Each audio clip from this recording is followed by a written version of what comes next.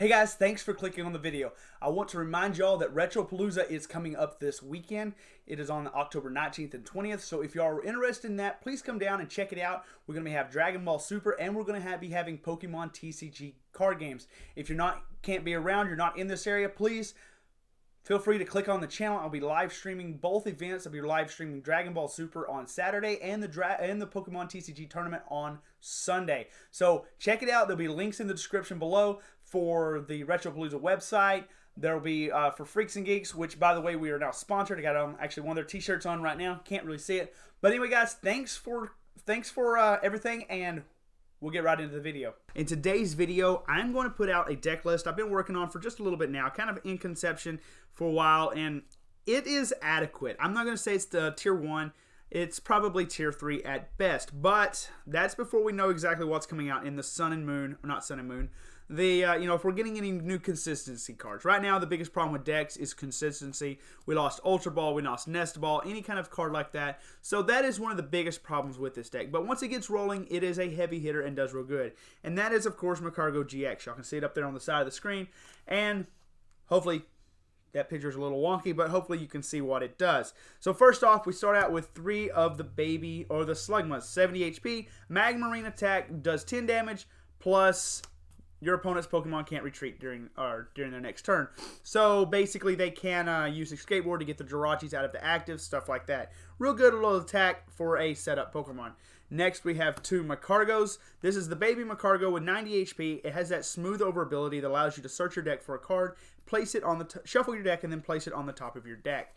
And we use that smooth over ability for MagCargo GXs, 3 MagCargo GXs. We use it for its Crushing Charge ability. And that ability says, discard the top card of your deck. If it's a basic energy card, attach it to your Pokemon in any way you like. So this is how this is your second way of getting out energies. So it allows you to get out basically 1 energy, maybe 2 energies per turn. If you can get 2 MagCargos and 2 baby MagCargos into play, you might get 2 energies.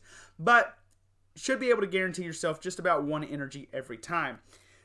And then its main attack, Lava Flow, does 50 damage plus 50 more damage for each fire energy card discarded. So with 3 energies on, you're doing 150, or you're doing 200 damage. With 4 energies, it's 250, and with 5, it is 300. So you're getting a lot of big KOs for just 5 energies, where Reshiram and Charizard takes 6, and things like Heatran GX, they also take 6.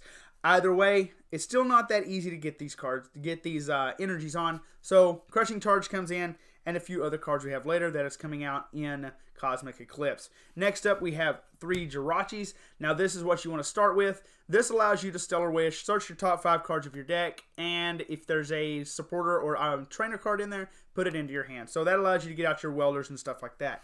2 Dedennes. This is for a little bit of consistency. Discard your hand and draw 6 cards. You can't use more than 1 Dedenne change ability per turn. Super consistent. Allows you to swap out a lot of cards. Next up, we have 1 Ditto Prism. This basically acts as your fourth Slugma. Allows you to be able to evolve without it allows you to be able to evolve just a 4th Slugma. It allows you to be able to evolve up another MagCargo. Just another way to find more basic Pokemon. And we have 1 Turtonator. Now this, I'm not real sure on this one as an attacker, but I threw it in there because it has that Explosive Jet ability that allows you to do 50 more damage for each energy card you discard from the field, and it takes 3 fire to power it up. But it can take one hit knockouts on a lot of big Pokemon. Now for the supporter line, we have 3 Welder. This card is your second way of getting out a lot of energies.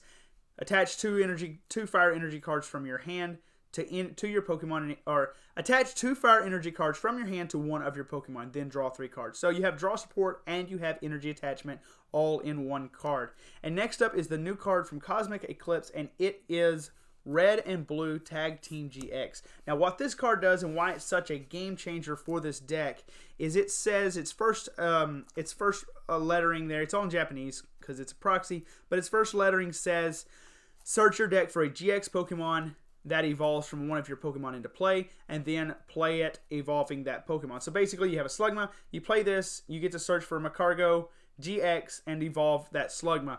Now, its second lettering says Additionally, you may discard 2 cards from your hand, so just like an Ultra Ball used to be. If you do, search your deck for two energy cards and attach them to this Pokemon. So you get, not only do you get to evolve into your GX, but you get to attach 2 energy cards to it as well. So that is the main way we are going to be getting out those energy cards. That, Crushing Charge, and Welder. Between that, Crushing Charge and Welder, and plus attachment for turn, you should be able to hit those 5 energies on your first turn, or second turn, if you're going first. Next up, we have the item cards. We have 4 Pokemon Communications, because we run a lot of basic Pokemon in this deck, so it's really hard to get them out. There are not a lot of GXs. There's only 4 GXs in the entire deck, so it's kind of hard, or 5 GXs in the entire deck, so it's kind of hard to get those baby Pokemon out, so we're running as many Pokemon Communications as possible. Next up, we have 4 Acrobike. This is for the same thing. Allows you to just turn through your deck that much quicker, allowing you to search for those Slugmas, or the Ditto, or Jirachi, or Turtonator, whatever you're needing at the time.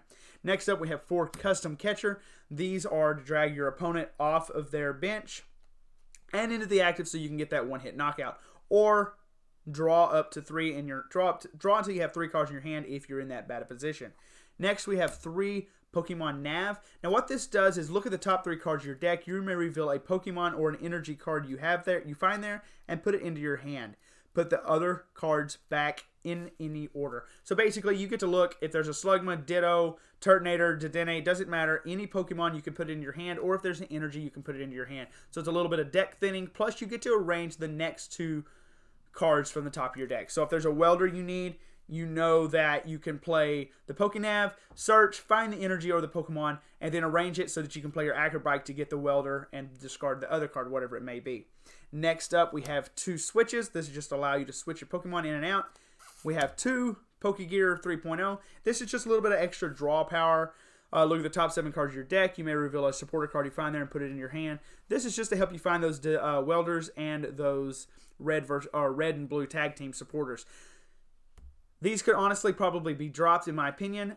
I haven't had a problem getting these cards out of the deck, but they're in there for now. I don't really know of anything at the moment to switch them with, so that'll have to do. Next, we have 2 energy recycle system, because sometimes you need you need to put a basic energy into your hand, and sometimes you need 3 more energies in your deck. So you can either take 1 from your discard and put it in your hand, or shuffle 3 from your discard into your deck. Super good, super consistent. That's 6 more energies you can put in your deck. Next up, we have 1 escape board for the Jirachis, allowing you free retreat, and 1 pal pad. We're only running 6 supporters, so having that pal pad allows you to have 2 more supporters of each type, or 2 more supporters of one type. And for stadium cards, we are running 2 Giant Hearth. Now, these Giant Hearths can honestly disappear. You don't really need them for the most part. They are there for the Welder, so, I mean, they do all right, but lots of times you find yourself just running out of energy a little bit quick when you're drawing them out with Giant Hearth. So, don't really suggest abusing it unless you have Welder in hand. And then for the energy count, we have 2, 4, 6, 8, 10, 12. And I will say this, there is 1 more escape board. Sorry, it was hiding in my energies, didn't realize I had it in there. I thought it was a little strange that I was only playing 1, so actually I'm playing 2 escape board for the Jirachis. That's mainly what it's there for, but remember this, it also allows you to retreat your Dedennes for free and your Ditto Prism Star for free, even if it's paralyzed, confused, all that good stuff. So anyway, guys, that's it for the deck list. Tell me what you think down in the comments, all that kind of good stuff, and we'll see you next time.